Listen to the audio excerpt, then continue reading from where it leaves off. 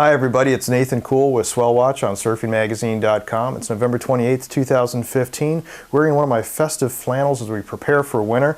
We're heading into definitely an El Nino. We got a strong El Nino going on right now, but I want to talk about what's really happening and going beyond all the clickbait that's out there. People are really gravitating toward a few numbers that have come in recently, and there's really kind of a strange evolution of stuff that's happened. No two El Ninos are alike. This year's is definitely very different. So I want to be able to give you a better idea of what we can start expecting going forward. So getting a duck dive underneath of this recent wave of clickbait confusion, let's take a closer look and see what's really going on.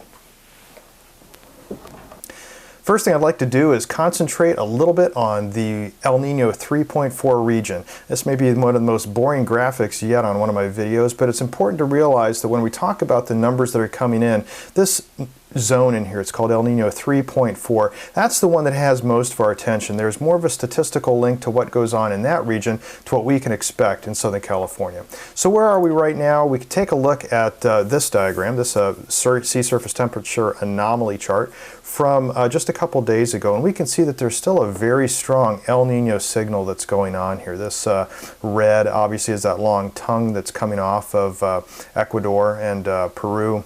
And that shows that we have a very strong El Nino signal going on. This warmer water up here, very indicative of the Pacific Decadal Oscillation. I'll get to some of those numbers in just a second. And we can still see a lot of kind of blobbiness, I guess you could say. It's that Northeast Pacific warm anomaly that I talked about in my last video, but that's starting to wane. If we take a look then, at about the same time back in 1997, this was the 25th of November, we can see something very similar.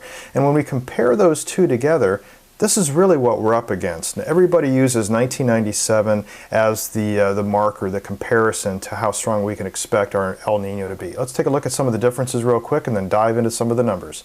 So right now we can see, yes, we have a very strong tongue that's coming out. We've definitely got a PDO signal, very indicative, I should say, to the PDO signal, just like we had in 1997.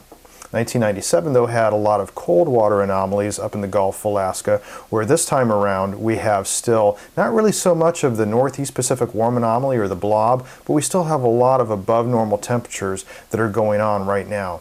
Another thing, too, is that the 3.4 region that I talked about, which is right in this zone, that's a little bit more of a warm area than what we had during 1997, but at the same time, what we have is still that gap, what I've been calling the gap out here.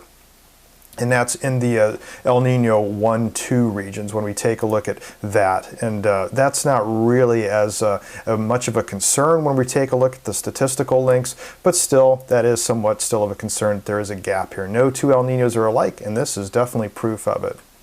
So very quickly, what has happened to drive the El Nino, we take a look at this diagram on the left. These are the winds, and this is over time. We can take a look on the y-axis here on the left, and we can see that this started in June. It's ending up in around November, and we can see then the degrees of longitude that go across the bottom. So we can see that there's been strong wind bursts, and this is what's caused then in the corresponding graph of heat anomalies. We can see then where there's been warm water that's progressed in these downwellings and upwellings going across the Pacific. So every time one of these happens and we get these winds, that's what helps to reinforce El Nino by blowing those warm waters from the western Pacific over to the east, and we can see that here where warm water is gathered. But even though that's happened, we still have a lot of gappiness kind of going on here. It's kept El Nino in place, but hasn't necessarily made it a huge El Nino as compared to 1997. But some of the numbers, though, can be deceiving. And we do have a very strong El Nino going on, but something happened very recently.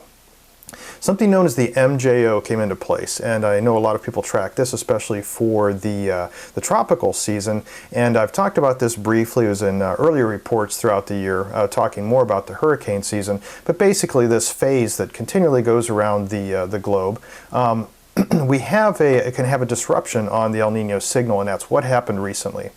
So the MJO, just really quickly, if it's very stormy in one place, it's just the opposite in one other place. We want some stormy weather in the western Pacific to keep those wind bursts going. We want to see these wind bursts so that we can keep that warm water being bursted and pushed toward the eastern Pacific. So we had a disruption in that, and we can see why. The Indian Ocean, when it was very active over there, we had very little activity then over in the western Pacific, which would have helped drive the El Nino there. So What we like to see, and this is a chart showing a comparison of 1997 to now, what we like to see is early in the year a strong MJO signal. This is 1997 up here in the upper left. Then we want to see that MJO signal die off. We don't want to have it disrupt us at all for the rest of the year so that El Nino can continue. But while that was happening earlier in the year, all of a sudden we got this disruption. We got a strong MJO signal, so it kind of slowed things down a bit, but this El Nino is very strong and it's continuing to grow. So this is a graph I put together showing the ENSO temperatures across the El Nino 3.4 region by week in comparison to 1997. I'm going to show a couple more graphs to put this in a more realistic perspective. But this upper little peak here off of 2015, that went up to 3.1 degrees Celsius anomalous, which is basically the highest that we've ever seen when it comes to recent times El Nino. And that got a lot of attention that, hey, this is going to be the strongest El Nino, this is the most we've ever had. But when we take a look, remember, this is not weather. El Nino is climate. When we take a look week by week, that's not climate, that's weather. So when we take a look at it by month, and of course we have another month to go before we can actually see this information come in and how well it actually worked as an average, we can see that 2015 and 1997 were very much on track with each other. So nothing that were super anomalous when it's taken into consideration, more so when we take a look at the 3-month mean. And then of course I've described this before, and if you may remember, we've got down here 3-month periods of December, January, February, February, March, April. Over here at the end here we have August, September, October. So the latest 3-month mean measurement that's come in, we can see 3 strong El Nino years. In the blue, 1982. The yellow is us right now, 2015, and that red, that's 1997. So the 3-month mean was still stronger back in 1997 than what it was way before in 1982 or in 1997. So once again, climate is something that we're looking at to see how long this will last. If we have just a small peak, which we're seeing right now, and it does decrease, that's not really having much of an effect. We need long-term and long period effects on the climate to actually have then a long-term effect that will linger into the winter. A small spike does not El Nino make. So that's something we have to keep an eye on for the 3-month mean, and also what's going to happen after the end of this month, and will it continue. So it's one of those length versus strength type of things. To show you an example, you might recall this is popular from a lot of the videos that I've done. You've probably seen a lot of this on the web as well, is that it's the matter of strength versus length. Here we take a look at 1982 El Nino, back over here, very strong El Nino. But we had other ones that lasted for a longer period, more El Nino-like years. It brought a lot more rainfall. 1997 was a quick one, and could that happen again? We want El Nino to last a long time. It doesn't have to be strong, we just want to have a lot more winters with a lot more rain to get out of the drought in California. Having a very strong, quick peaky El Nino could mean, though, epic surf that comes our way. So there's kind of a trade-off when we take a look at both of those. So something else that's happening right now, and that's the PDO that's backing everything up. So we can see that the PDO, which is El Nino's big brother, was extremely strong back in 1997. We can see a similar pattern that's happened in other years, 2015 here, and 1982 down here. So we still haven't met that PDO signal that we had back in 1997. That really helped back up El Nino with the warm waters. But once again, if we take a look, things are just a little bit different. Go back to our comparison graph here again. We have the effect of the PDO still very much out off the in the waters off California and the West Coast. A lot of that's because of that blob, that Northeast Pacific warm anomaly. So we still have a lot of warm temperatures there. So is the PDO really all that critical for what we need to have? It may not be, but it is good to know that we still have a very strong PDO signal, just not quite to the level of 1997. So when we do all the comparison and say that this is the strongest El Nino on record, well, a lot of that goes into this chart. But if you carefully look at the wording from NOAA in their latest report, they do say that this El Nino is among the top 3. And you can see right here that it falls in line. Now, 1982 was on the upswing at about now. 2015 seemed to be in the 3-month mean, leveling off. We'll have to see what happens over the next couple months to see really what happens climate-wise and not for weather. But this is where the rubber meets the road, and this is what it has everything to do with El Nino. We can measure signals everywhere across the Pacific. We can take a look at historic correlations and try to piece things together. But what it really boils down to at the end of the day is, what is it going to do to the jet stream? And here's a view of it. So this is from FNMOC, nice model showing the jet stream. More recently, we had a disruption in the jet stream, which caused a strange kind of a flow to happen, but it was kind of broken up, so we didn't really have a very strong jet stream moving across the Pacific to guide storms our way. So what's happened recently is we've started to see more of a formation of this jet. We want to see this jet stream lower in latitude so that it can start driving storms our way. Southern California is down in this little area here. But you can see the jet stream has been running at a very high latitude. And so because of that, we're not getting the direct hit from the swells. We're not getting direct hit from the rains.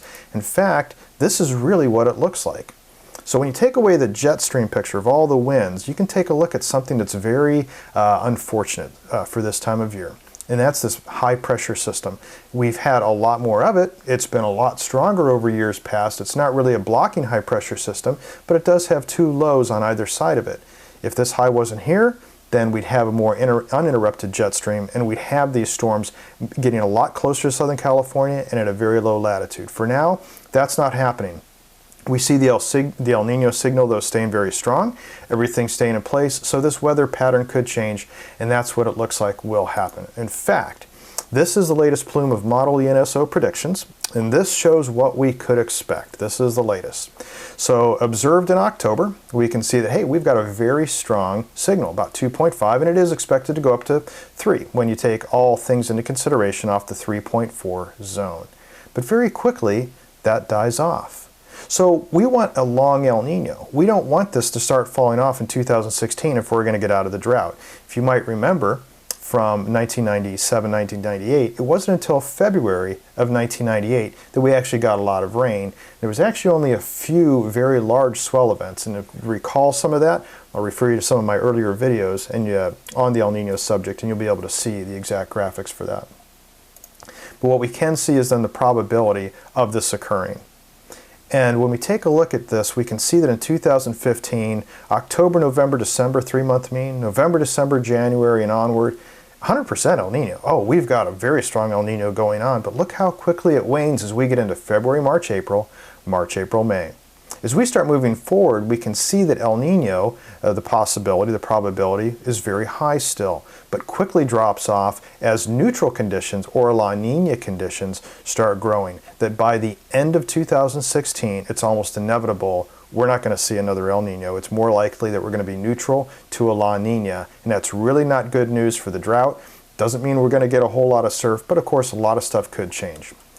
The latest forecast right now from NOAA on the 3-month outlook, and this would then be for the December, January, February outlook, we are still looking at above normal rainfall coming into Southern California in this segment here, and even along the west coast.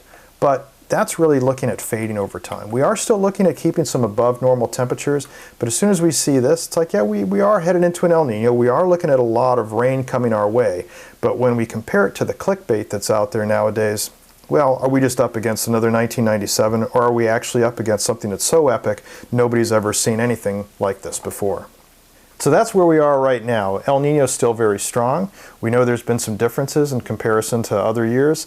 We seem to have somewhat of a spike going on right now, so we're up at about 3.1 degrees Celsius here in about a week ago, and around the El Nino 3.4 region. But does that mean that we're actually headed to the apocalypse from El Nino?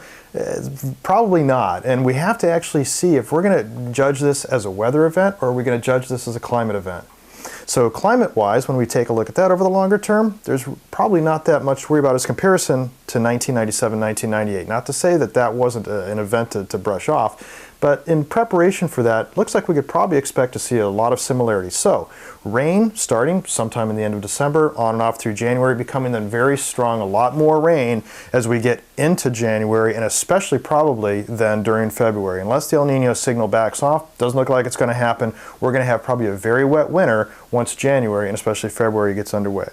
As far as swells, right now, since we still have some high pressure that's blocking up in the Gulf, not a lot, it's enough to keep that jet stream high enough to where strong storms that are coming out of the western Pacific can stay at a high enough latitude to throw quality ground swell at the west coast, but the rain can then stay farther to the north. So it looks like we'll probably have some good quality ground swells in through the month of December, and then as we start getting into January, as that jet stream lowers more in latitude like it did back in '98, then we're taking a look at more rain. So that's where it is right now. And of course, as we start getting closer, we're looking more at weather than climate. So I may increase some of the frequency of these video forecasts and keep you updated. If you'd like, you can subscribe to my YouTube channel, and as soon as videos like this are posted, you'll be the first to know. Also, you can follow me on my reports on surfingmagazine.com. Just go to forecasts.surfingmagazine.com. I take care of Swell Watch for Southern California. So you go there and you'll see my full synopsis report. Also, if you want to, you can follow me on Facebook. Sometimes there's some events that come up, and I'm not going to post a full forecast, or I don't take time for a monthly video, quick post on Facebook sometimes takes care of it. So you can follow me on facebook.com/NathanToddCool. Well, that's it for now. Thanks for watching, and until next time, take care, be safe, and smile in the lineup.